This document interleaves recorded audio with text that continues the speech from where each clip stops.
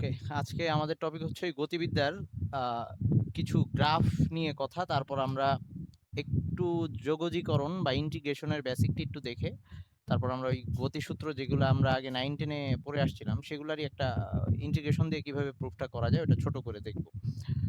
তো আমরা 9-10-এও কিছু গতির কিছু লেখচিত্র দেখে আসছিলাম। তো নর্মালি আমাদের বেশি যে কমন যেটা সেটা হচ্ছে একটা অবস্থান বনাম সময় লেখচিত্র বা সরণ বনাম সময় লেখচিত্র, আর একটা হচ্ছে বেগ বনাম সময় লেখচিত্র। তো ফার্স্টে আমরা সেই অবস্থান বনাম সময় সেই লেখচিত্রটা দেখি, বা সরণ বনাম সময় যেটাই বলি না কেন, অবস্থান বনাম সময় লেখচিত্র।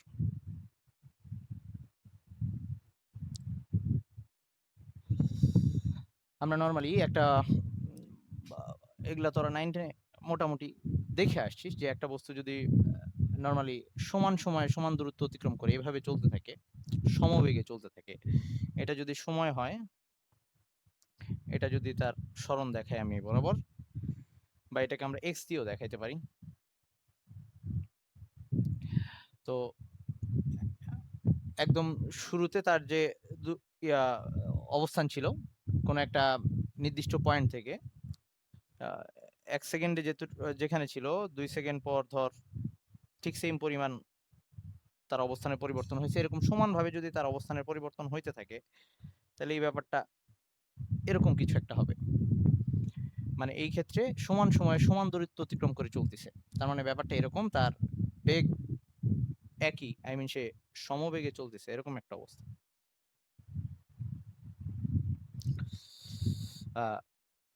এখন আসি, তো এই ক্ষেত্রে আর যদি এরকম হয় যে ইসের তার সময়ের সাথে অবস্থানের পরিবর্তনটা সমান হচ্ছে না, তাইলে তার গ্রাফটা এরকম একটু এলো পাথারি কিছু একটা হবে। ধর এরকম, এই বরাবর এক্স, এই বরাবর টি, এরকম কিছু একটা, এরকম আঁকা বাঁকা যে কোনো রকম একটা হইতে পারে।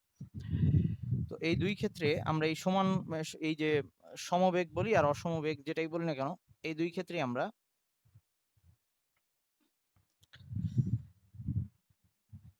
হ্যাঁ চ্যাপ্টার 2 রিলেটেড গতিবিদ্যার। তো আমরা এখান থেকে সরি চ্যাপ্টার 3 গতিবিদ্যার। হ্যাঁ, তো আমরা এই গ্রাফ থেকে বেগ বের করতে পারবো, মানে অবস্থান বনাম সময় লেখচিত্র থেকে আমরা বেগ হিসাব করতে পারি। তো আমরা নর্মালি জানি কি,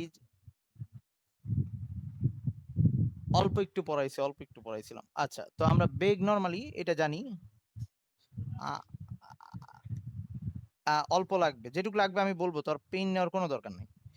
বেগ হচ্ছে অবস্থানের পরিবর্তন বাই সময়, এরকম যদি আমরা এভাবে লিখি যে ভি মানে হচ্ছে ছিল এরকম ডেল এক্স বাই ডেল টি, এরকম। তো এইখান থেকে আমরা ধর আমাকে বললো যে এই বস্তুটা কত বেগে চলতেছে এটা বের করতে বললো, আমরা তখন কিভাবে বের করব? গ্রাফ থেকে যদি বের করতে যাই, তোরা 9-10-এ পড়ে আসছিলি, তবু আমি আবার একটু মনে করাই দিই। সবারটাতেই কি এরকম সাউন্ড আসতেছে? তাইলে আমি আমার ফ্যানটা অফ করে দিচ্ছি। ওকে, এখন ঠিক আছে রে? প্রথমে কি সাউন্ড আসতেছিল এতক্ষণ? আচ্ছা, ওকে ওকে ওকে আচ্ছা, আমি এখন ফ্যানটা অফ করে দিছি। ওকে, আচ্ছা এবার শোন, তাইলে এই ক্ষেত্রে আমাদের সরণের পরিবর্তন আর সময়ের পরিবর্তন ভাগ করে আমরা বেগ বের করতে পারি।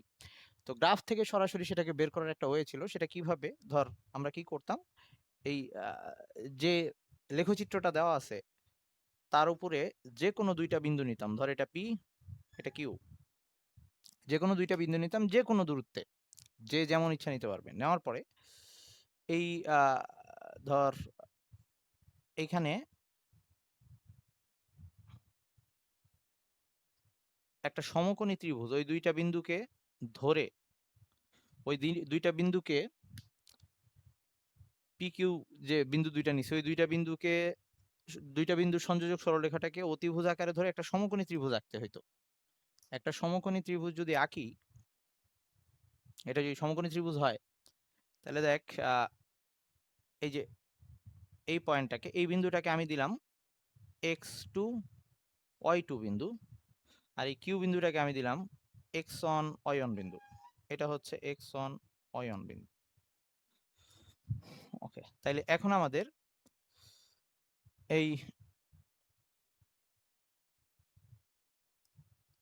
এইটা যদি বের করতে যাই, ডেল এক্স বের করতে যাই, তাহলে del x actually del x মানে কি, এই সময়টা যদি এই যে কিউ বিন্দুটা পি বিন্দুটা যেখানে আছে এই সময়টাকে যদি আমি t2, এই ক্ষেত্রে আমাদের এটা যদি t2 হয় আর এই পয়েন্টটা যদি t1 হয়, ওকে, t2 আর তার মানে t2 সময়ের জন্য এই পয়েন্টটা, আর t1 সময়ের জন্য এটা, আর এটা তাহলে x1 আর এটা হচ্ছে x2, ওই যে আমরা স্থানাঙ্ক অনুযায়ী লিখলাম আর কি। তো আমরা এটাকে y এর জায়গায় t দিয়েও লিখতে পারি, সমস্যা নাই। ওকে, এই y এর জায়গায় চাইলে আমি এটারে, যেহেতু এখানে x অক্ষ y অক্ষটা ওভাবে দেওয়া আছে, আচ্ছা থাকুক, y2 y1 থাকুক। তো এখন যেটা আমার দরকার, আমার উপরে ডেল এক্স মানে হচ্ছে আমার লাগতেছে এইটুক, মানে হচ্ছে x2 মাইনাস x1, আর এই যে ডেল ওয়াই যেটা, সেটা অ্যাকচুয়ালি যে y2 মাইনাস y1 যেটা, আমি t2টাকেই এরকম লিখতেছি y2 মাইনাস y1 বা t2 মাইনাস t1 আর কি।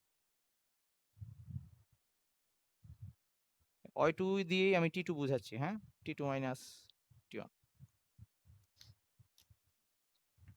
তো এখন আমাদের, আচ্ছা আমাদের ইয়াটা, ওকে সমস্যা নাই। তো এখন এই ক্ষেত্রে আমরা যে জিনিসটা অ্যাকচুয়ালি বের করলাম, এই যে এইটা আর এইটা, এই দৈর্ঘ্যটা অ্যাকচুয়ালি কি, সমকোণী ত্রিভুজের লম্ব বাই ভূমি, এটা বের করলাম। মানে এই উপরেরটা ছিল লম্বের দৈর্ঘ্য, নিচেরটা ছিল ভূমির দৈর্ঘ্য। তাইলে সমকোণী ত্রিভুজের লম্ব বাই ভূমি যে বের করলাম, এই জিনিসটাকেই আমরা x2 minus x1 t2 minus t1 বা y2 মাইনাস y1 যেভাবেই বলি না কেন, এটা অ্যাকচুয়ালি কি নিলাম, কোটিদ্বয়ের অন্তর আর ভুজদ্বয়ের অন্তর, যেটাকে আমরা ঢাল বলতাম, মনে পড়ে কিনা, এটাকে আমরা ঢাল বলতাম তাই না, যে এই সরল রেখার ঢাল এটা। তার মানে আমরা অ্যাকচুয়ালি বেগ বের করার সময় ঢাল দিয়ে বেগ বের করে ফেলতে পারতেছি, এরকম যদি আমাদের কোনো একটা গ্রাফ দেওয়া থাকে সরণ বনাম সময়ের, তাহলে সেই সরল রেখা, সেই যে গ্রাফটা দেওয়া থাকবে ওই গ্রাফের ঢাল বের করলেই আমরা অ্যাকচুয়ালি বেগের মান পেয়ে যাচ্ছি।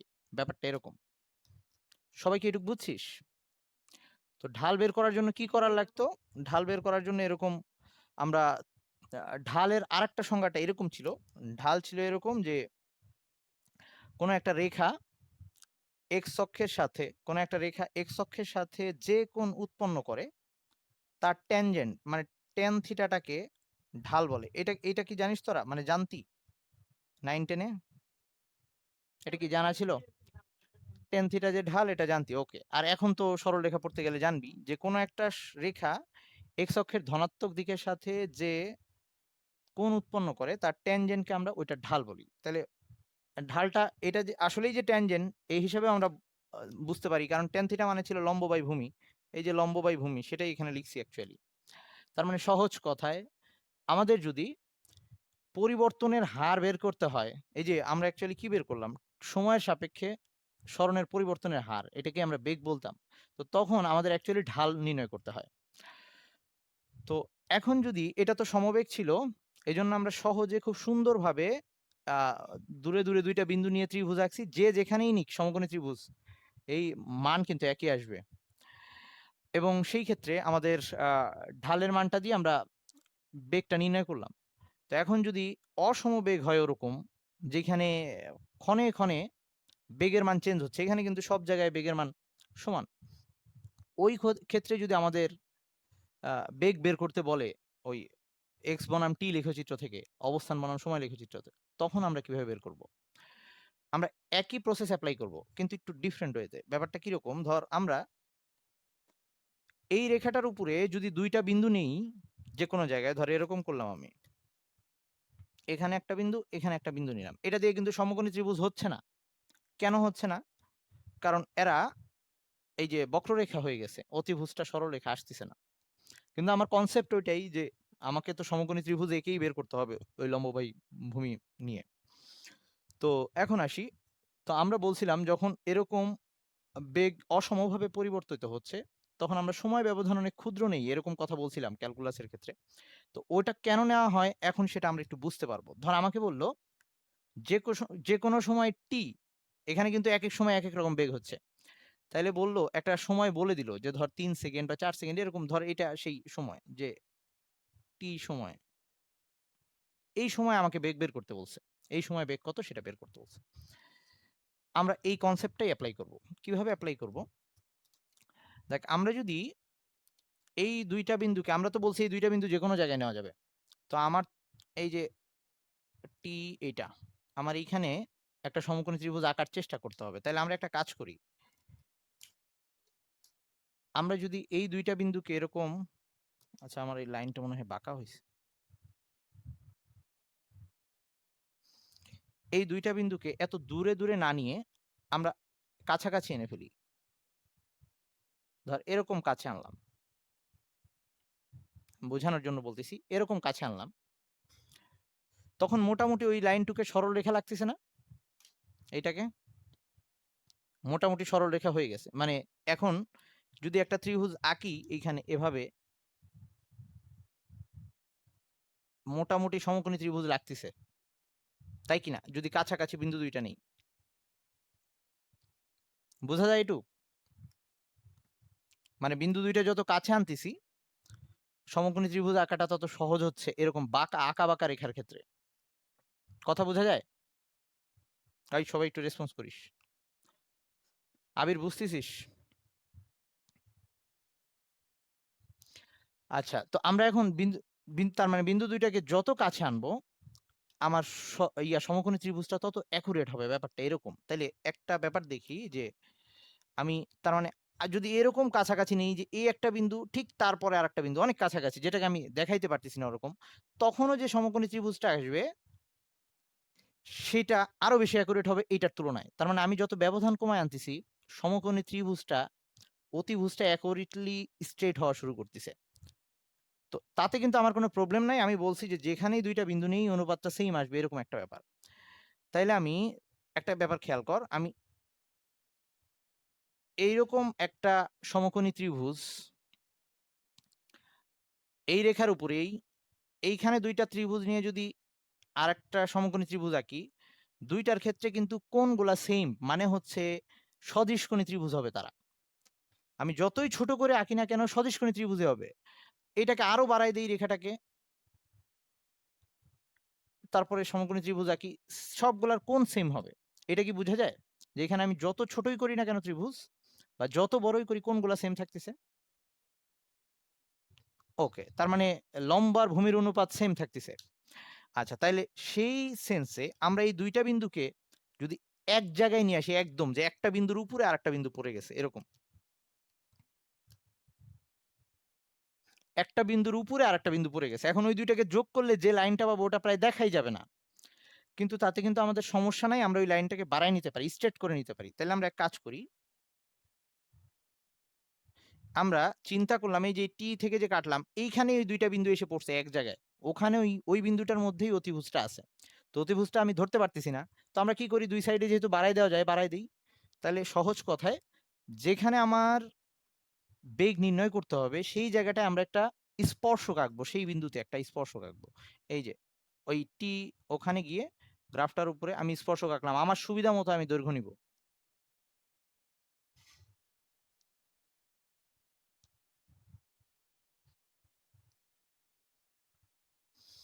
ওকে, এটা ওই লাইনটার উপরে ওই বিন্দুতে স্পর্শক। ওকে, তো এখন এই স্পর্শক এঁকে তারপরে আমি আমার ইচ্ছা মতো এই যে দৈর্ঘ্য টেনে যদি সমকোণী ত্রিভুজ আঁকি, এইখানে লম্ব আর ভূমির যে অনুপাতটা পাবো সেটাই হবে এইখানে বেগ। তো এই ক্ষেত্রেও আমি এই স্পর্শকটার ঢাল বের করলেই হবে। এই স্পর্শকটার, এটা স্পর্শকটা, এই স্পর্শক, এই ভি বেগ বের করতে হইলে এই স্পর্শকটার ঢাল কত সেটা বের করলেই হবে। মানে হচ্ছে আমার জাস্ট এইখান থেকে এখন এই যে এইটুকের দৈর্ঘ্য নিব, মানে এইখানে মান নিব, এই রেখাটার দৈর্ঘ্য নিব এই নিচের অক্ষ থেকে, আর এই রেখাটার দৈর্ঘ্য নিব এইখানকার অক্ষ থেকে। তাইলে আমরা এইখানে বেগ পেয়ে যাব। তার মানে এই বেগটাকে আমি বলতে পারতেছি, এই বেগটাকে বলতে পারতেছি আমি ওই, এইটা ধর পি বিন্দু দিলাম, পি বিন্দুতে অঙ্কিত স্পর্শকের ঢাল, অঙ্কিত স্পর্শকের ঢাল। কারো যদি বুঝতে প্রবলেম হয় আবার বল, আমি বুঝাচ্ছি। এটাও 9-10-এ ছিল, কিন্তু তোরা হয়। আচ্ছা, আর কে বুঝিস নাই? আর কে কে বুঝিস নাই? হ্যাঁ,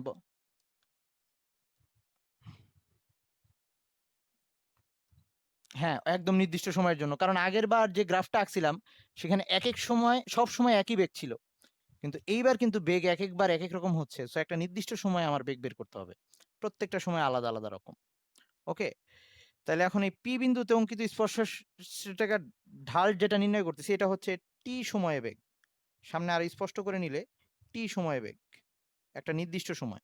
ওকে, এইখানে গিয়ে অন্যরকম হবে, এক এক সময় এক এক রকম হবে, কারণ স্পর্শক চেঞ্জ হয়ে যাচ্ছে। আচ্ছা, আমি আবার বলতেছি। আরমান, তুই এইটুকু কনফার্ম হয়েছিস যে আমরা যদি কোনো একটা বেগ বনাম সময় লেখচিত্র দেওয়া থাকে, আমরা সেই ক্ষেত্রে বেগটা বের করতে পারি ওই সমকোণী ত্রিভুজ আঁকার মাধ্যমে ঢাল বের করে? এইটুকু বুঝতে পারছিস প্রথমে যেটুকু বুঝাইছি? আরমান, ওইটুকু বুঝছিস? তাহলে এবার পরেরটা, এই যে এটার জন্য, যে এইবার বেগটা এক এক সময় এক এক রকম, এরকম কিছু একটা। তোকে বললো এই সময় বেগ বের করে দাও, এইটা একটা নির্দিষ্ট সময়, সেটা ধর 4 সেকেন্ড বললো বা 5 সেকেন্ড, কিছু একটা। ওকে, তো আমার সমকোণী ত্রিভুজ আঁকতে হবে, কিন্তু বলছি যে সমকোণী ত্রিভুজ আঁকতে হলে আমি যদি এখানে যে কোনো জায়গায় আগেরটায় দুইটা বিন্দু নিতে পারছিলাম, কিন্তু এখন যে কোনো জায়গায় দুইটা বিন্দু নিলে এটা সমকোণী ত্রিভুজ আঁকা যাচ্ছে না। তো আমি বিন্দু দুইটাকে কাছে আনলে আস্তে আস্তে সরল রেখা হয়ে যাচ্ছে। তো আমি যেহেতু ওই বিন্দুতে লাগবে, তাহলে এই বিন্দুর খুব কাছাকাছি দুইটা বিন্দু নিলাম, তাহলে একটা সরল রেখা পাবো মোটামুটি আমরা। কিন্তু সেইটা যতটুকু অ্যাকুরেট হবে, আরো বেশি অ্যাকুরেট হবে এটাকে আরো কাছাকাছি নিয়ে আসি। তাহলে আমি বিন্দু দুইটা থেকে এত কাছাকাছি নিয়ে আসতেছি যেন একটা বিন্দুর উপর আরেকটা বিন্দু ওভারল্যাপ হয়ে যাচ্ছে, এইরকম দুইটা বিন্দুকে নিচ্ছি। ওকে, এতটাই কাছাকাছি। কিন্তু এখন এই দুইটা বিন্দুকে যোগ করে যে সরল রেখাটা পাওয়া যায় সেটা আমাদের চোখে ধরবেই না, আমরা সমকোণী ত্রিভুজ কিভাবে আঁকবো? কিন্তু আরেকটা জিনিস দেখে আসলাম, যে এই একই লাইনের উপরে আমি ওই লাইনটাকে বাড়াই দিয়ে যতগুলা সমকোণী ত্রিভুজে আঁকি না কেন, ওই লাইনটাকে অতিভুজ ধরে সেটা যত ক্ষুদ্রই হোক বা যত বড়ই হোক, তারা কিন্তু এই এক্স অক্ষের সাথে সেম কোণই উৎপন্ন করে থাকতেছে ওই লাইনটা। তার মানে তার টেন থিটা সবসময় সেম আসবে, তার লম্ব বাই ভূমির অনুপাত সবসময় সেম আসবে, তার মানে তার ওই ঢালের মানটা চেঞ্জ হবে না। এটা বুঝছিস আরমান? এজন্য আমরা এই দুইটা বিন্দুকে নিলাম, একদম ধরলাম ওই দুইটা বিন্দু, এই যে এই বিন্দুটার উপরে এসে সমপতিত হয়েছে, এরকম দুইটা বিন্দু এতটাই কাছাকাছি বিন্দু। তাহলে ওই বিন্দুর ওই দুইটা বিন্দুকে যোগ করে যদি আমি একটা লাইন বাড়াই দিই, তাহলে সেটা এই, এটা যদি পি বিন্দু হয়, এই পি বিন্দুতে স্পর্শক হবে সেটা, এরকম। এইবার আমার সুবিধা মতো আমি এবার দেখতে পারতেছি, ইজিলি বুঝতে পারতেছি যে অতিভুজটাকে। এই এবার আমি সমকোণী ত্রিভুজ এঁকে ফেললাম, এই যে সমকোণী ত্রিভুজ ইজিলি আঁকা গেছে। এখন আমি এইটার এইখান থেকে এটার ভূমির মান নিব। এই গ্রাফে তো মান দেওয়া থাকবে, ধর এটা হচ্ছে 6 সেকেন্ড, এটা ধর 2 বা 3, এরকম কিছু এর দৈর্ঘ্য বের করব। আবার এইখানে এইটুক, এই যে লম্বের মান, এইটুকের মান বের করব। তারপরে লম্ব বাই ভূমি দিয়ে আমি ঢালটা বের করলে এই 4 সেকেন্ডে বেগ কত সেটা পেয়ে যাব। এটুকু বুঝছিস? আচ্ছা, তাইলে এখন আমরা ক্যালকুলাসের ভাষায় এটাকে বলার চেষ্টা করি। তাহলে আমরা অ্যাকচুয়ালি কি বের করলাম? আমরা বের করলাম সময় ব্যবধানটাকে কিন্তু খুব ক্ষুদ্র করে ফেললাম, যেটা আমাদের ক্যালকুলাসের ভাষা ছিল।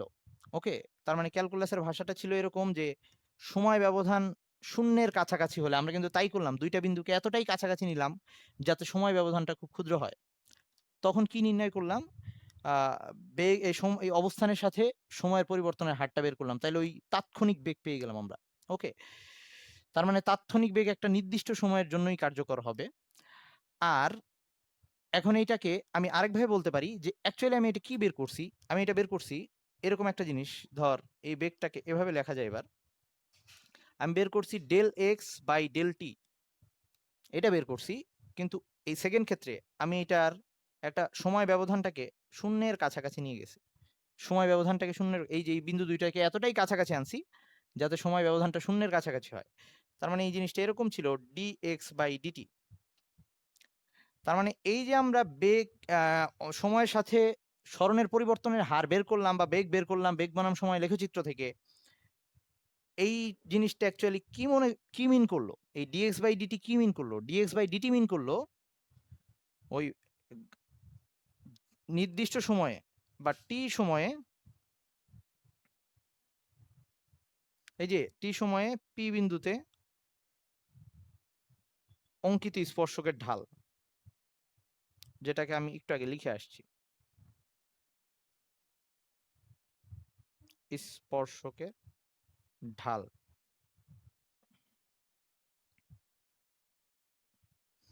এটা সবাই ক্লিয়ার হয়েছিস কিনা? তার মানে আমাদের ক্যালকুলাসের ভাষাটা একটা আরেকটা প্রুফ পাইলাম।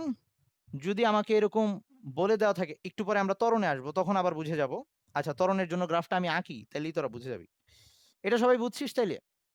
তার মানে ক্যালকুলাসের আরেকটা ফিজিক্যাল মিনিং হচ্ছে এইটা, ওই এই এক্স, এই ডিএক্স বাই ডিটি দিয়ে বুঝাবে এক্স বনাম টি লেখচিত্র যদি আমি আঁকি, সেই গ্রাফটার যে কোনো বিন্দুতে নির্দিষ্ট সময়ে বা নির্দিষ্ট টি দেওয়া তো এখানে, যে কোনো বিন্দুতে অঙ্কিত স্পর্শকের ঢালটা হবে এটার পরিবর্তনের হার। এরকম যদি আমরা এবার অবস্থান বনাম সময় না গিয়ে ত্বরণ নির্ণয় করবো আর কি, বেগ বনাম সময়ে যাচ্ছি।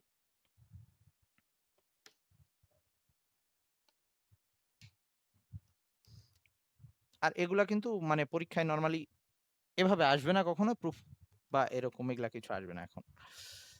আচ্ছা, কখনো জাস্ট ব্যাখ্যামূলক এভাবে আসতে পারে যে বেগ বনাম সময় লেখচিত্র থেকে ত্বরণ নির্ণয় করা সম্ভব কিনা, বা এরকম এগুলো আসতে পারে, তাও খুব একটা আসে না ওগুলা। আচ্ছা, ধর এবার বেগ বনাম সময় লেখচিত্রটাও দুই রকম হইতে পারে। একটা হচ্ছে একদম সময়ের সাথে সমান বেগে যাচ্ছে, সমবেগ যেটাকে বললাম। আরেকটা হচ্ছে, কেউ না বুঝলে বলিস কিন্তু। আরেকটা ধরে এভাবে আঁকলাম এবার, অসমবেগ।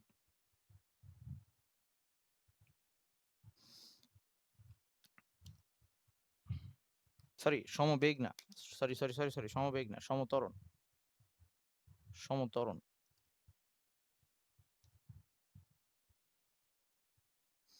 কারণ বেগের সময়ের সাথে বেগের পরিবর্তনটা সেটা হচ্ছে ত্বরণ মিন করে।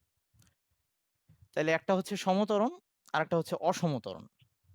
তাহলে সমত্বরণ হইলে আমি ওই যে আগের বারের মতোই যে কোনো জায়গায় দুইটা বিন্দু নিয়ে জাস্ট ঢাল বের করে ফেলবো। তো এখন এই রেখাটা ঢাল বের করে ফেললেই হবে, বা এই ত্রিভুজটা লম্ব বাই ভূমির অনুপাত নিলেই হবে। এটা নিয়ে তোদের কোনো আপত্তি আছে? আগেরটার মতো সেম প্রসেস। আর যদি অসমত্বরণ হয় তো আবারও এক এক সময় এক এক রকম ত্বরণ হচ্ছে, দেখতেই পারতেছি, সেখানে যা এখানে তা না। তার মানে ডিফারেন্ট ডিফারেন্ট। তো আমাকে যদি নির্দিষ্ট বলে যে এই যে একটা নির্দিষ্ট মুহূর্ত বলে দেয় এটা টি সময়, এখন ত্বরণ কত, তাহলে আমি চলে যাব ওই গ্রাফে, ওই বিন্দুতে যে বিন্দুটা বলতেছে, তারপর ওখানে স্পর্শক আঁকবো। আমরা কিন্তু এই স্পর্শকটাকে টান দিয়ে এই পর্যন্ত মিলাইতে পারি, কিছু আসে যায় না। এই স্পর্শক এক্স অক্ষের সাথে যে কোণ উৎপন্ন করে, ওই তার ট্যানজেন্ট বা হচ্ছে এই ক্ষেত্রে এই সমকোণী ত্রিভুজকে এইটার লম্ব বাই ভূমির অনুপাত নিয়ে আমরা এই ক্ষেত্রে ত্বরণটা বের করতে পারবো। তো এটাকে অন্যভাবে বলতে পারি যে অ্যাকচুয়ালি আমরা এই ক্ষেত্রে যেটা করতেছি, এ ইকুয়ালস টু সেকেন্ড কেসে আমরা অ্যাকচুয়ালি ক্যালকুলাসের ভাষায় আমরা ডিভি বাই ডিটি নির্ণয় করতেছি ডি এর সাপেক্ষে, টি এর সাপেক্ষে ভি এর পরিবর্তনের হার নির্ণয় করতেছি, যেটা অ্যাকচুয়ালি পি বিন্দুতে অঙ্কিত স্পর্শকের ঢালকে নির্দেশ করতেছে। এই ধর এটা পি বিন্দু। সবাই এটুকু বুঝছিস? কেউ না বুঝলে বলিস।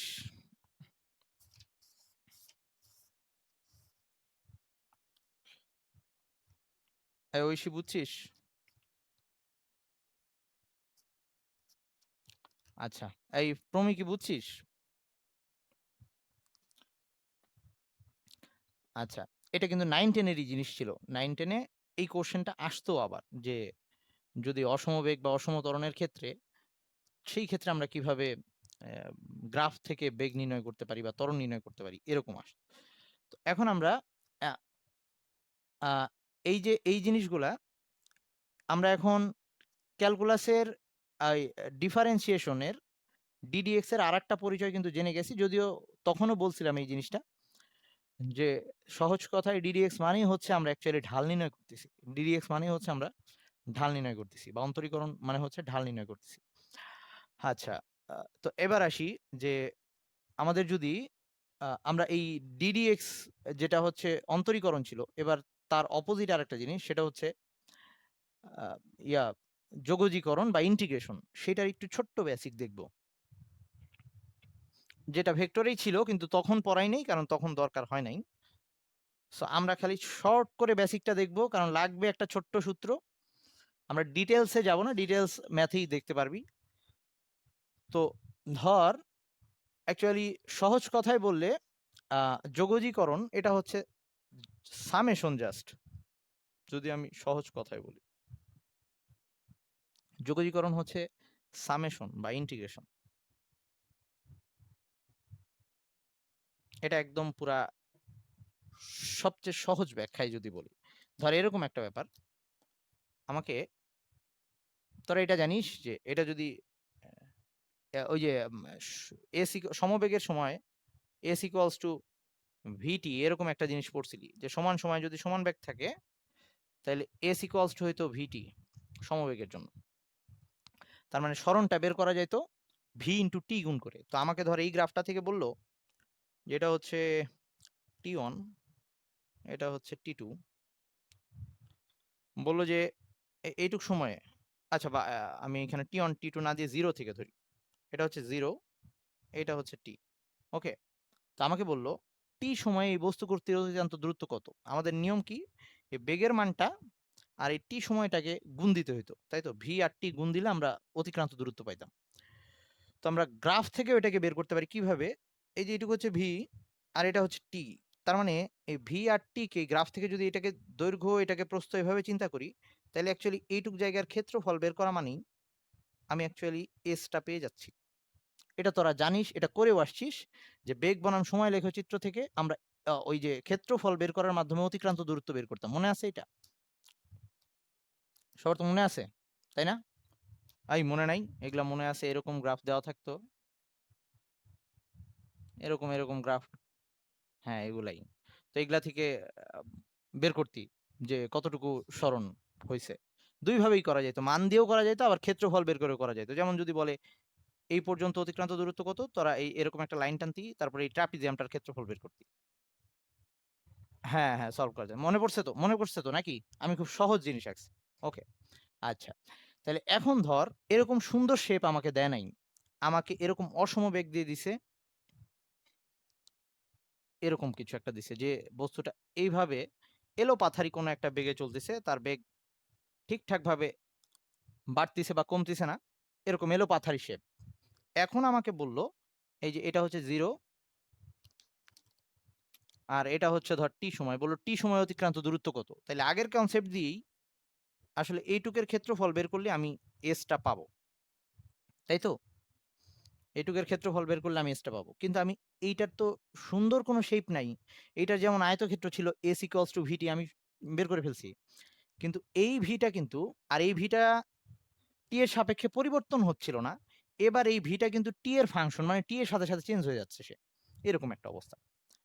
তাহলে আমি একটা কাজ করি, আমরা এইটাকে, এই জিনিসটাকে আয়তক্ষেত্রের শেপে আনার চেষ্টা করি। কিভাবে করতে পারি একটু খেয়াল কর। দেখ, আমি যদি এই পুরো অংশটাকে ধর, এই যে এই জায়গাটাকে আমি এখানে একটা ভাগ করে ফেললাম, মানে এই জায়গাটাকে একটু ভাগ করে ফেললাম, তাহলে এখন এই অংশটা একটা ছোট্ট আয়তক্ষেত্রের মতো লাগতেছে না, তাই না? দেখ, আয়তক্ষেত্র হয়ে গেছে না মোটামুটি। তার মানে ওইটুকের ক্ষেত্রফল আমি বের করতে পারবো। এরকম পাশেরটাকে আবার এরকম কাছাকাছি আর একটু দাগটা নিই, এটাও একটা আয়তক্ষেত্র হয়ে গেছে। এই জায়গাটা মোটামুটি এরকম, এটাও একটা আয়তক্ষেত্র হয়ে গেছে। তার মানে আমি যত কাছাকাছি নিয়ে আসবো দাগগুলাকে, এই দাগটা যদি আমি এইটুক না করে আরো কাছাকাছি আনি, এতটাই কাছাকাছি নেই, তাহলে আরো অ্যাকুরেট আয়তক্ষেত্রের মতো হবে। এই যে এটা একটা, এইটুকু একটা, এটুকু বোঝা যায় যে আমি যত ছোট করব এই এভাবে এইটুক দূরত্ব থাকলে তখন এটার আয়তক্ষেত্র মনে হচ্ছে না, এই যে এই জায়গাটা ফ্ল্যাট না। কিন্তু এই ডিস্টেন্সটাকে যদি আমি আরো এরকম কমায় নিয়ে আসি, এটা একটা চিকন একটা আয়তক্ষেত্র হয়ে যাচ্ছে। কথা কি বোঝা যাচ্ছে ব্যাপারটা? হ্যাঁ, আগেরটার মতোই। তার মানে আমরা যত ছোট ছোট ভাগে ভাগ করতেছি, আয়তক্ষেত্রের শেপটা আরো বেটার হচ্ছে। তাইলে তখন আমাদের জন্য একটা সুবিধা কি? হ্যাঁ, কাছাকাছি হইলে হবে না কেন? ধর আমরা এই একটা লাইনকে একটা আয়তক্ষেত্র কিন্তু চিন্তা করতে পারি। এই যে লাইন, একটা লাইন, এই লাইনের এই নিচের অংশটুকু প্রস্থ, মানে লাইনটা অনেক চিকন, বাট লাইনের এইটুকু অংশ প্রস্থ আর এইটুকু হচ্ছে দৈর্ঘ্য। যদিও প্রস্থটা অনেক ছোট, কিন্তু প্রস্থটা আছে তো, শূন্যের কাছাকাছি হইতে পারে, বাট আছে তো। কথা বোঝা গেছে? একটা লাইন, ধর আমি একটা লাইন এরকম মোটা করে আঁকলাম, এটার প্রস্থ অনেক ছোট, বাট আছে, একদম জিরো না। সো আমি একটা লাইন দিয়েও আয়তক্ষেত্র এই ক্ষেত্রে আমরা ক্যালকুলাসের ক্ষেত্রে চিন্তা করতে পারবো। আচ্ছা, তার মানে ব্যাপারটা যেটা দাঁড়াচ্ছে, আমি ওই এবড়ো থেবড়ো কোনো শেপকেও এখন ছোট ছোট ভাগ করে অনেকগুলো আয়তক্ষেত্র বানাই ফেলতে পারতেছি, এবং আয়তক্ষেত্রের সূত্র আমরা জানি, দৈর্ঘ্য ইন্টু প্রস্থ, সেটা দিয়ে গুণ করে সবগুলো ক্ষেত্রফলকে যদি যোগ করে দিই, আমি কিন্তু এই জায়গাটার ক্ষেত্রফলটা পেয়ে যাবো। এটা বোঝা যায়? এটা বোঝা যায় কিনা? তাহলে দেখ একটু এরকম আমি লিখতেছি, এই সবগুলাকে সমান প্রস্থে ভাগ করলাম। যদিও লাইনগুলাকে চিন্তা করবি যে আমরা আরো কাছাকাছি নিছি, ওরকম পরে আসতেছি আমরা। এরকম ছোট্ট ছোট্ট ডিস্টেন্স নিলাম যাতে সময় ব্যবধানটা খুব খুশি। এগুলো প্রত্যেকটা, এই প্রত্যেকটার প্রস্থের মান ধর এরকম আমি এভাবে লিখলাম যে ডেল টি।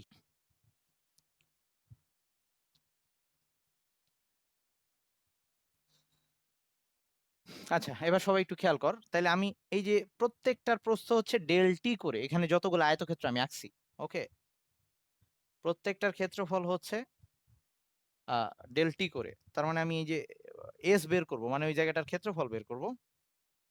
তো এখানে অনেকগুলো আয়তক্ষেত্র আছে, ধর আমি আঁকছি মোটামুটি, আরো কাছাকাছি করে দেওয়া যায় তো, একটা দুইটা তিনটা চারটা পাঁচটা ছয়টা সাতটা আটটা। যদিও তুই বলতে পারিস ভাই এটারে তো আয়তক্ষেত্র মনে হচ্ছে না, আমি বলছি যে আমরা অনেক কাছাকাছি নিব, তাতে আয়তক্ষেত্র হয়ে যাবে।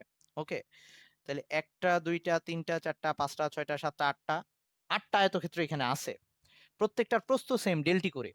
তাহলে ধর প্রথমটার কিন্তু প্রত্যেকটার দৈর্ঘ্য এক একটার এক এক রকম, একটার ভি ওয়ান আর একটার ভি টু আর একটার ভি থ্রি এরকম। তাহলে প্রথম আয়তক্ষেত্রের ক্ষেত্রফলটা এরকম, যে ভি ওয়ান দৈর্ঘ্য আর প্রস্থটা হচ্ছে ডেল টি। দ্বিতীয়টার আয়তক্ষেত্রের ক্ষেত্রফল এরকম V two into del t, এইরকম। লাস্টে ধর এন সংখ্যক যদি থাকে, এন ইন্টু ডেল টি। এই সবগুলাকে যোগ করে দিলে আমি কিন্তু এবার আয়তক্ষেত্র নিছি, কিন্তু এই ভিটা বারবার চেঞ্জ হচ্ছে, এটা এস পাবো আমরা। এটা বোঝা যায়?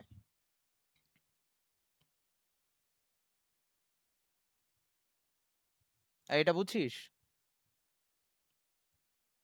আচ্ছা, এখন আমি আমি এখন এটাকে এভাবে লিখতে পারি কিনা দেখতো, যে ডেলটিকে বাইরে নিয়ে আসলাম, এটা হচ্ছে V one plus V two plus V three dot dot এইখানে plus V N into del টি এরকম। তাহলে এইটাকে, এই ভিটা যেহেতু সময়ের সাথে এরকম, তাহলে ব্যাপারটা এরকম দাঁড়াচ্ছে যে সামেশন অফ, এখানে অনেকগুলা ভি আছে, সামেশন অফ ভি, এই ভি এর এভাবে, এগুলা তো মনে হয় তোরা এটার সাথে পরিচিত, যে যেখানে এই, হ্যাঁ, এই ধর এটা ভি আই দিয়ে লিখলাম আর ওটা ডেল টি লিখলাম, যেখানে ভি আইটা হচ্ছে, আই এর মান হচ্ছে 1 থেকে এন পর্যন্ত এরকম এটা লেখা যায়। এই ভিটা কিন্তু ইয়ের সাথে সাথে চেঞ্জ হচ্ছে, সময়ের সাথে সাথে চেঞ্জ হচ্ছে, মানে ভিটা হচ্ছে একটা ফাংশন সময়ের উপর যেটা নির্ভর করতেছে। তাহলে এখন এই জিনিসটাকেই, এই যে একটা সামেশন বের করলাম, এই জিনিসটাকে আমরা এখন এভাবে লিখবো, সময় ব্যবধানটা অনেক শূন্যের কাছাকাছি নিচ্ছি, এই পুরো জিনিসটাকে আমরা এখন এরকম সাইন দিব। এই যে সামেশন করলাম, এই সামেশনটাকেই, সামেশনের যে এস, এসটাকে এভাবে টেনে লিখবো। ওকে, আর ভিটা সময়ের সাথে সাথে চেঞ্জ হচ্ছে, তার মানে ব্যাপারটা এরকম, যে ভি হচ্ছে টি এর ফাংশন, ভি হচ্ছে টি এর ফাংশন, এই যে ভি ব্র্যাকেটে যে টি লিখছি এটা দিয়ে বোঝাচ্ছি টি এর ফাংশন, যেমন আমরা এফ অফ এক্স লিখতাম, এক্স এর ফাংশন এভাবে লিখতাম, ওটা না লিখলেও চলে অবশ্য। আর এখানে এই ডেল টি, এটা বলছে আমরা চেষ্টা করব কি একদম শূন্যের কাছাকাছি নিতে, যেটাকে আমরা এভাবে দেখাইতাম ডিটি দিয়ে বুঝাইতাম অনেক ক্ষুদ্র। তাহলে এই পুরা জিনিসটাকে আমি এখন এরকম একটা সাইন দিয়ে দেখাইলাম। আর এটাকে আমি কত থেকে কত পর্যন্ত নিচ্ছি, মানে এই সময়ের সাথে সাথে তো ভি চেঞ্জ হচ্ছে, তো সময়টা কত থেকে শুরু করছি আমি, এই যে ডিটি যেটা চেঞ্জ হচ্ছে, এই যার উপরে নির্ভর করতেছে তার লিমিটটা দিতে হবে আমার। যে সময়টা আমি 0 থেকে নিচ্ছি টি পর্যন্ত, মানে এখানে সময় অনেক ছিল, ধর এখানে 3 সেকেন্ড, 4 সেকেন্ড, 5 সেকেন্ড, 6 সেকেন্ড এরকম আরো ছিল, আমি এই পর্যন্ত দিছি, আমি পুরাটা যাই নাই। তো এটা হচ্ছে লিমিট দেওয়া বলে, যে আমি কোথা থেকে শুরু করছি কোথায় গেছি। 0 সময় থেকে টি সময় পর্যন্ত নিছি। কেউ হয়তো 2 সেকেন্ড থেকে 4 সেকেন্ড নিতে পারে, কেউ 4 সেকেন্ড থেকে 5 সেকেন্ড নিতে পারে, যেটা বলবে, যেটুকু সময় অতিক্রান্ত দূরত্ব চাইবে। এই সাইনটাকে এখন আমরা এই যে নতুন একটা সাইন পাইলাম, এই জিনিসটা, যেটার এইখানে একটা ফাংশন থাকবে আর এইখানে আর একটা প্যারামিটার থাকবে, যে এটাকে এখন আমরা ডিএক্স দিয়ে দেখাইলাম। এই অপারেটরটাকে আমরা বলি এই ইন্টিগ্রেশন অপারেটর আর কি। ওকে, যেমন এই যে ক্যালকুলাসের অন্তরীকরণ যখন পড়ছিলাম ডিডিএক্স পড়ছিলাম, ঠিক এরকম এটাও আরেকটা অপারেটর। এটা কিরকম, এইখানে হচ্ছে যার সাপেক্ষে সে পরিবর্তিত হচ্ছে তাকে, আর এইখানে হচ্ছে ওই ফাংশনটা। ওকে, তাহলে যেমন এখানে সময়ের সাপেক্ষে বেগ পরিবর্তন হচ্ছে, তো এরকম যদি আমি কোন জিনিসটা বলবো ভাইয়া, এইটুক বুঝছিস মাত্র যেটা লিখছি, আমি এই জিনিসটাকে এইভাবে লিখছি। এইটা আমার অনেক কিছুর গ্রাফ আঁকতে হইতে পারে, আমার এই টি এর জায়গায় যে কোনো কিছু আসতে পারে, তো আমি এখানে এক্স দিছি, মানে যেটা যার সাপেক্ষে পরিবর্তন হবে সেটাকে আমরা এইভাবে লেখাবো। ওকে, ডিএক্স, এখানে কখনো ডিটি হইতে পারে, কখনো এটা ডিভি হইতে পারে, ভি এর সাপেক্ষে যদি চেঞ্জ হয়, কখনো যদি আমরা ওই যে গ্যাসের ক্ষেত্রে প্রেসার হইতে পারে, আয়তন হইতে পারে, এটা হচ্ছে যে যার সাপেক্ষে পরিবর্তন হচ্ছে। আর এখানে হচ্ছে সেই ফাংশনটা যে পরিবর্তন হচ্ছে, এই যেমন এখানে বেগ পরিবর্তন হচ্ছে, তো সেইটা ওখানে থাকবে। তো এই পুরা সাইনটাকে আমরা ইন্টিগ্রেশনের সাইন বলতেছি বা ইন্টিগ্রেশনের অপারেটরটা বলতেছি।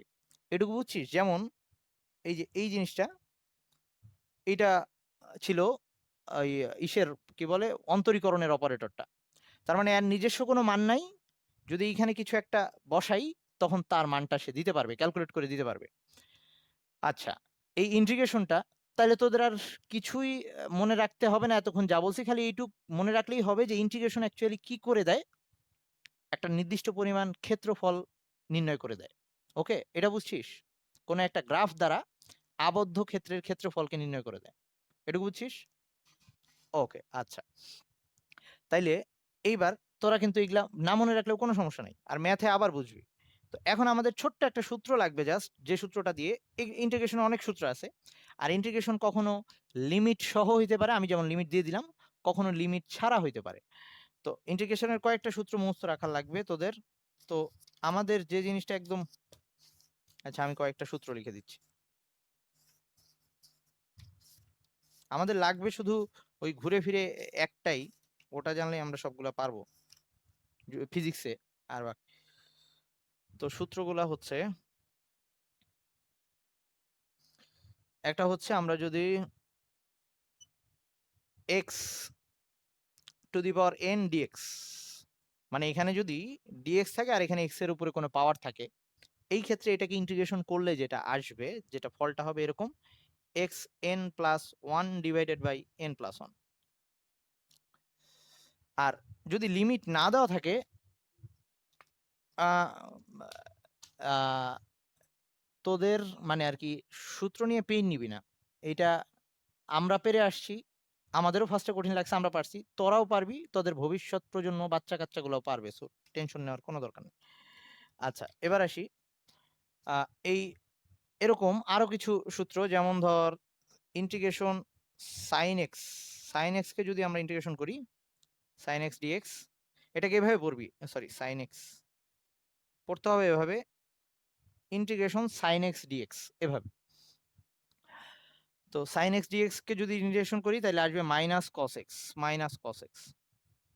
আর নর্মালি এই যে এগুলার মধ্যে লিমিট দেই নেই কোনো, মানে কত থেকে কতর মধ্যে নিব এরকম লিমিট দেওয়া নাই, সেক্ষেত্রে সবসময় সাথে একটা কনস্ট্যান্ট আসে, যদিও আমরা এই ফিজিক্সে যত জায়গায় ইউজ করবো মোটামুটি লিমিট দেওয়া থাকবে, সাথে একটা কনস্ট্যান্ট আসছে সবসময়। ওকে, আচ্ছা, ওইটা নিয়ে এখন আপাতত পেইন না নিলেও চলবে। আচ্ছা, এরকম ইন্টিগ্রেশন cos x dx, এটা আসে হচ্ছে sin x, আর ওই যে প্লাস সি সাথে কনস্ট্যান্ট আসে সবসময়। আমাদের আপাতত এই কয়টা হইলেই হবে, তাও লাগবে না, আমাদের শুধু বারবার ঘুরে ফিরে এটাই লাগবে। তো এটার একটা ছোট্ট উম, ইয়া দেখাই। হ্যাঁ ভাই, সাথে গুণ, এই যে sin x dx, এই dx টা হচ্ছে কার সাপেক্ষে পরিবর্তন হচ্ছে সেটা, sin x dx, cos x dx এরকম।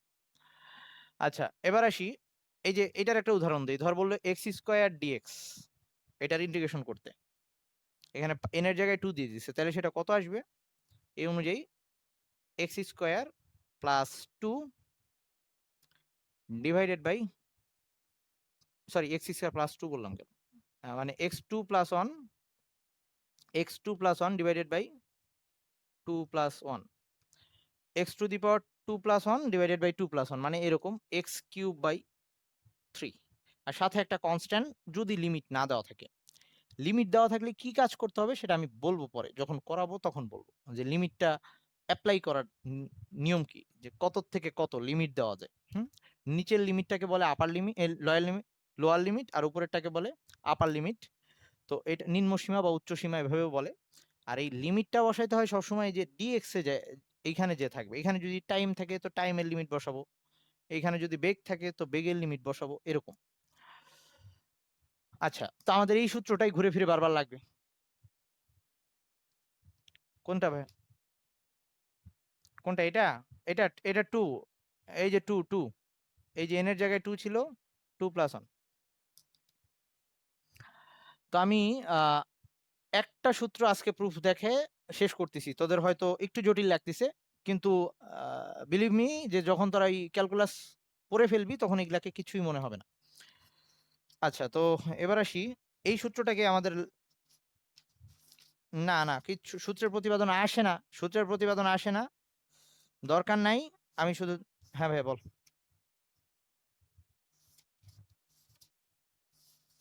সবারই কি একই অবস্থা এই পর্যন্ত রাখবো, পরের দিন অ্যাপ্লাই করব, এরকম কিছু? আচ্ছা আচ্ছা ঠিক আছে, তাইলে তোরা একটু এই এই পর্যন্ত দেখিস ভালো করে, আমরা তাইলে পরের দিন এই ইন্টিগ্রেশনটা অ্যাপ্লাই করে কিভাবে আমরা ওই যে 9-10 এর সূত্রগুলাই আবার নিয়ে আসবো, চারটা যে গতির সূত্র ছিল সেগুলাকে আবার নিয়ে আসবো। আর আবার বলতেছি, প্রথমে যে গ্রাফগুলো দেখাইছি ওগুলা নিয়ে পেন নেওয়ার কোনো দরকার নাই, খালি তুই এইটুকু বুঝতে পারলেই হচ্ছে যে গ্রাফ থেকে আমরা ঢাল বের করার মাধ্যমেই ওই বেগ বা ত্বরণ নির্ণয় করতে পারতেছি। এইটুক বেসিক তোর জানা থাকলেই হবে। আরো একটা ব্যাপার, যে ইন্টিগ্রেশনটা কি কাজে অ্যাকচুয়ালি লাগতেছে আর ইন্টিগ্রেশনটা অ্যাপ্লিকেশনটা আমরা কিভাবে করব সেটা পরের দিন আসতেছি। যে তোর খালি যা মনে রাখতে হবে এইখান থেকে এই একটা সূত্র, এটাই আমরা বারবার অ্যাপ্লাই করে পারবো, কিন্তু বেসিকটা কিভাবে আসলো বা এটা কেন সেটা খালি বুঝাই দিলাম আজকে। সো এইটুক, এই ক্লাসটা নিয়ে এক্সট্রা কোনো পেইন নেওয়ার কোনো দরকার নাই, মানে এইখান থেকে পরীক্ষায় আসার মতো কিছুই নাই। ওকে, যা আসবে সামনে বিভিন্ন টাইপের ম্যাথ আসবে, মানে এই চ্যাপ্টারের সবচেয়ে মেইন যে টপিকটা সেটা হচ্ছে প্রাস বা প্রজেক্টাইল যেটা। সো এর আগে আমরা যে জিনিসগুলো পড়বো সেগুলা জাস্ট আমাদের বেসিকটা ক্লিয়ার করবে, বা পরবর্তীতে এইসব সূত্রগুলাকে কিভাবে অ্যাপ্লাই করতেছি সেগুলা নিয়ে আমাদের একটু বুঝতে সুবিধা হবে, এই আর কি। সো এক্সট্রা করে পেইন নেওয়ার দরকার নেই। আচ্ছা থাকুক আজকে এই পর্যন্ত। ওকে, ভালো থাকিস। আল্লাহ হাফেজ।